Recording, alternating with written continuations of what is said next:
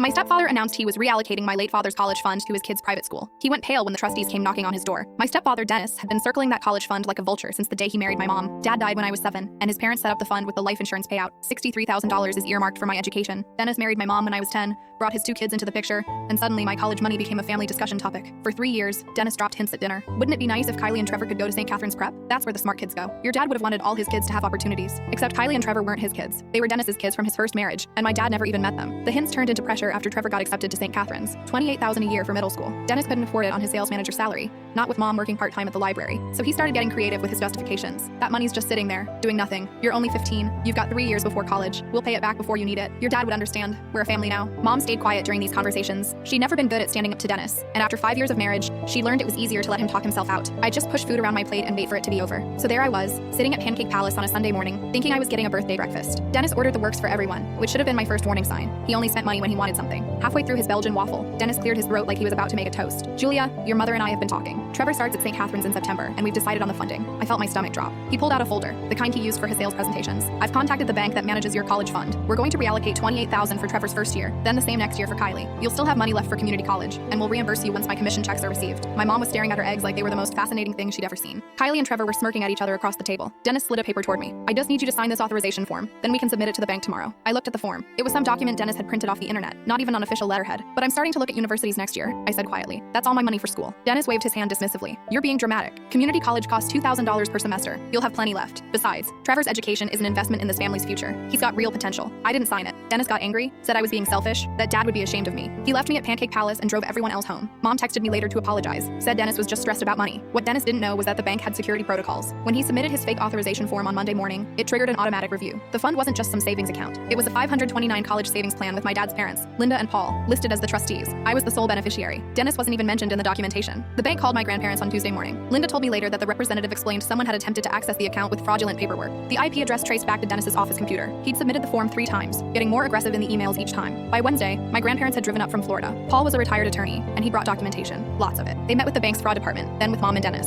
I wasn't at that meeting, but Mom told me what happened. The bank manager explained that 529 plans are legally protected accounts. Only the trustees could authorize withdrawals, and only for qualified education expenses for the named beneficiary. That was me. Dennis had no legal access whatsoever. His repeated attempts to access the account with forged documents constituted attempted financial fraud. Paul informed Dennis that they'd be filing a formal complaint with the bank's fraud division and notifying local authorities about the attempted theft. The bank was freezing all account statements from being mailed to Mom's house. Future communications would go directly to my grandparents' address in Florida. Mom said Dennis went pale. He tried to argue that he was just trying to help his family, that it was a misunderstanding. Linda cut him off. You tried to steal from your stepdaughter 3 times in 1 week. There's no misunderstanding here. The bank manager added that they'd be adding Dennis's name to an internal watch list. If he ever attempted to access the account again, they'd pursue criminal charges immediately. Mom filed for divorce 3 months later.